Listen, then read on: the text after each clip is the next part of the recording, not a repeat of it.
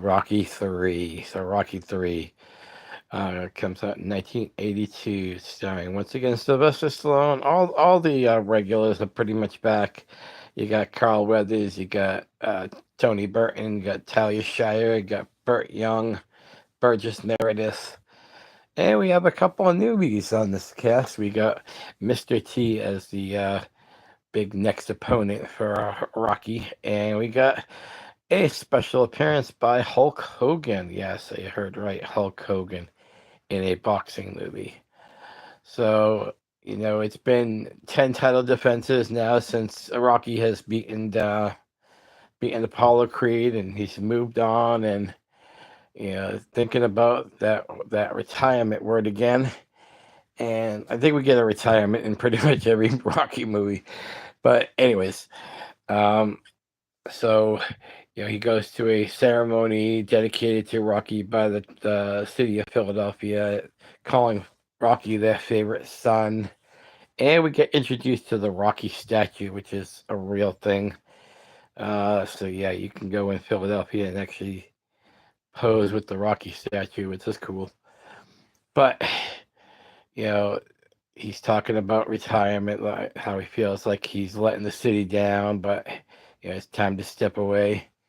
And meanwhile, while all this has been going on, a new boxer named Clubber Lang has been making his way through the ranks, wanting to fight Balboa. So, you know, Clubber is in attendance at this. Now it's a retirement ceremony, and he basically tries to egg on Rocky to get his fight because he says Rocky's been ducking him. Rocky's retiring because he doesn't want to face him. And of course, the easiest way to get to Rocky is to hit on Rocky's woman. And so, he tells Mick, one more fight. I want one more fight. And Mick's had it now. Mick's, past that retirement age. He wants to have fun now in life. Yeah, so he told Rocky, "You got to do without me." They get back to the house. Rocky confronts, "Why are you doing this?" And Mick, basically, without actually saying it, has been protecting Rocky and fixing them up with fighters who are good but not the best. So now Rocky, almost like Rocky has to do this now because he has to prove that he's still that Rocky that beat Apollo. And Mick said, like, he'll knock you in tomorrow or Rocky out. He in a way, he doesn't believe that Rocky has the fire anymore. He doesn't have that, what we later know as Eye of the Tiger. He doesn't have that determination, that fight anymore. And that's why Mick's been kind of protecting him over these years to fix them up with good fighters, but no one's a killing machine like Clubber Lang is. So, we we do this charity event first. I skipped right over that. So charity event to raise money, and for charity, I forget what particular charity they're talking about, but um, so he agrees to fight the wrestling champion of the world in a exhibition bout, boxer versus fighter. And this is fun because I'm a Hulk Hogan fan, um, and this is back when Hulk was massive. Like, this is actually before Hulkamania, and this actually got Hulk Hogan in trouble with Vince McMahon Sr. at the time, who was running things before Vince Jr. took over. And he basically threatened Hulk Hogan, like, you do this fight, you do this movie, and, I'm letting you go. But chances like this don't come along often to be in a big Hollywood production. And so Hulk Hogan rolls the dice and does it. And the scene between Hogan and Stallone is great. Boxer versus wrestler. It's happened before in professional wrestling. So it wasn't too far-fetched. We have that. a fun old time. Like I said, now we fast forwarded to the fight with Apollo Creed, and Rocky is now so comfortable as being champion that the scene with him training doesn't feel like his old training style. This is his last fight. He wants to ham it up for everybody. He wants to put on a public spectacle for his training montage, and we see the back and forth training methods between him and Clubber, and Clubber has that old school mentally training determination that Rocky used to have. So already you get this uncomfortable feeling between, in a way, Apollo's character is, I mean, Rocky's character is almost what Apollo's was in the first one. How this he thinks that this is going to be just another easy fight, and so we see that new training mentality compared to the old Rocky, and we get to the fight, and there's an accident. Mickey gets hurt, falling into a post, and Rocky has to go to the ring without him. And already you see the determination. Like, Rocky's now more focused on Mick's health than he is about the fight. And we have this great monologue by Mickey telling him, like, you ought to be ashamed of yourself. Not go out there and do it.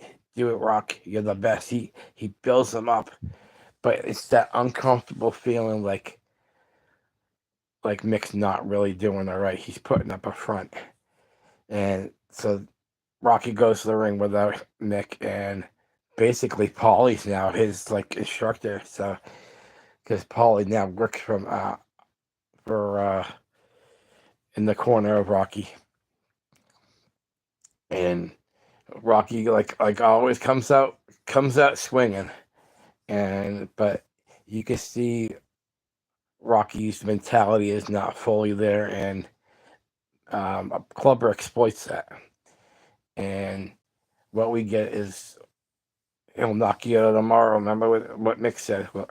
And he knocks Rock over to tomorrow because Clubber Lang beats Apollo. I keep saying Apollo. Clubber Lang beats Rocky in the second round, being knocked out. Meanwhile, Mick's health is declining, and we have that mirror image of Rocky faltering while Mick is faltering in a different way. And when Rocky gets back, Mick's health is really declining, and they need to get him to the hospital. And we have that, dare I say, the last interaction between Rocky and Mick.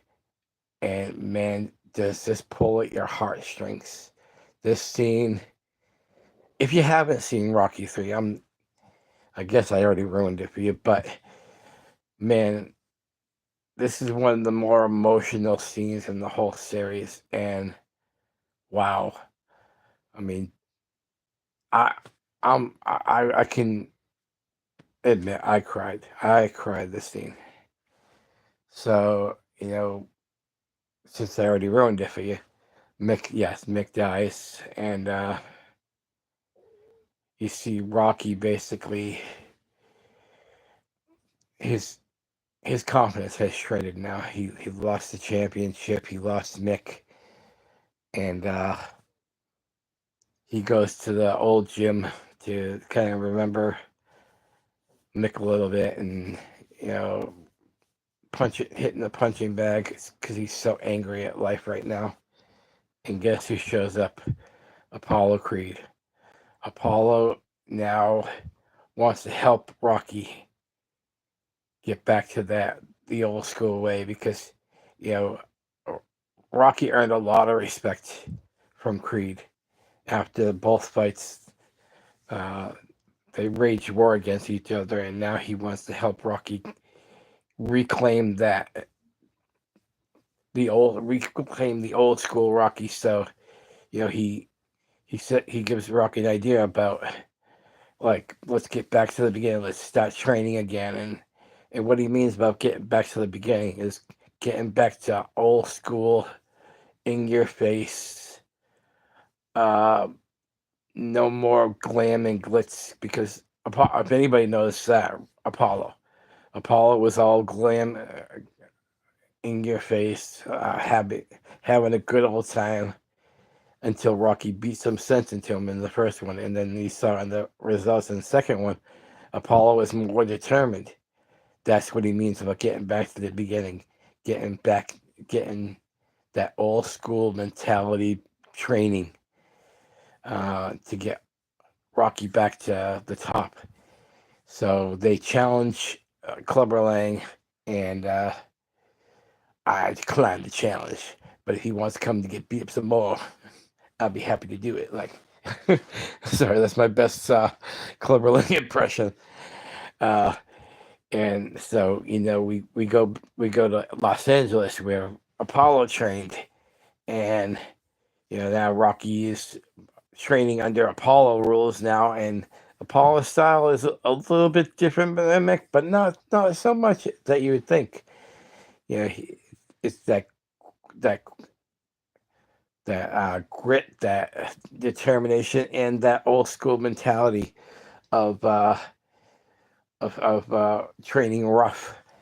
And Apollo teaches them something else that we all been cheering for the whole series so far: how to duck and jive and block and defend instead of just standing there like a human punching bag. So, you know, we get a couple training montages. The first one's not so much great because Rocky's heart isn't into it. So he he doesn't say it, but I think Rocky's afraid. Rocky's afraid of, you know everything he's learned so far. He's afraid to basically still let Mick down like he's already done once. And then we see the character arch of Adrian. Now, if everybody remembers, Adrian was a very shy uh, person in the first one, and in the second one, she was a little reserved about Rocky even being still in being a fighter. This one, she says, I'm glad that you want to give it up, but I've never known you to quit anything. And we get this new school, in your face Adrian, and I love it. I've said it in videos before. We all needed Adrian in our life, and this is the first example of what I mean. It's how she gives a monologue that is second to none. And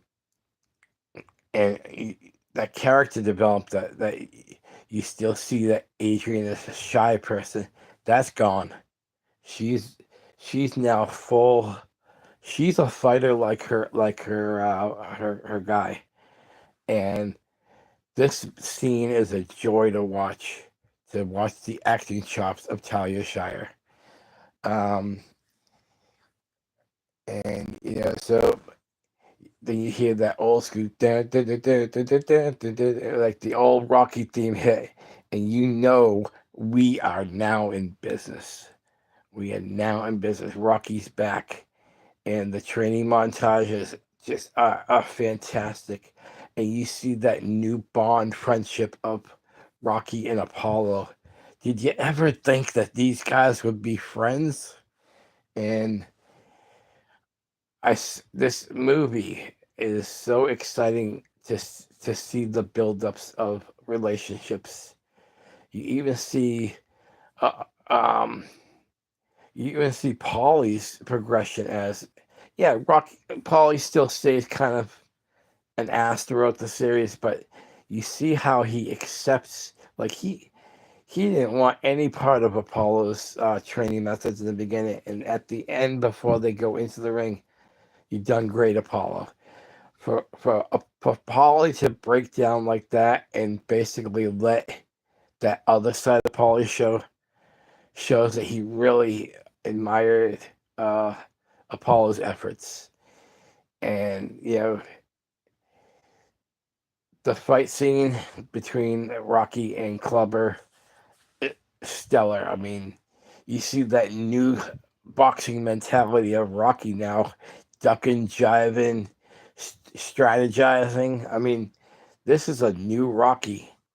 This ain't that street fighter anymore. He's a skilled boxer now, and the fight scene is fantastic. We all know what happens. Rocky's the champion of the world, and yeah. So out of a 5-star, I'm gonna give this one a 4.7. I'm not saying it's. I mean, the other ones I gave a 5 out of 5, and I didn't give this 4.7 because it's worse. The the original story of Rocky is what captivates me. Underdog wins everything. Rocky's not an underdog.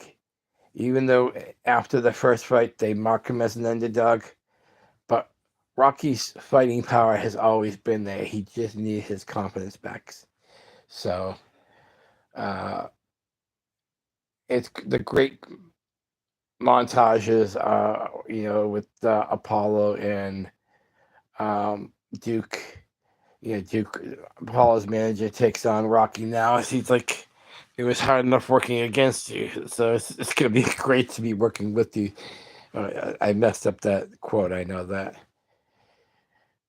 So, yeah. So, what did you guys think of Rocky 3? So, we we're on hiatus for like another week plus. I'll come back with Rocky 4 soon, and we're gonna continue this Rocky Road. Get it, Rocky Road, and then we'll hit the Creed movies. So, and it's so cool that in 1976 we got our first Rocky, and Creed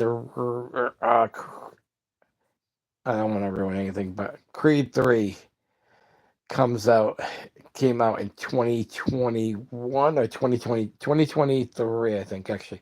2023. All these years later, the Rocky Road has continued.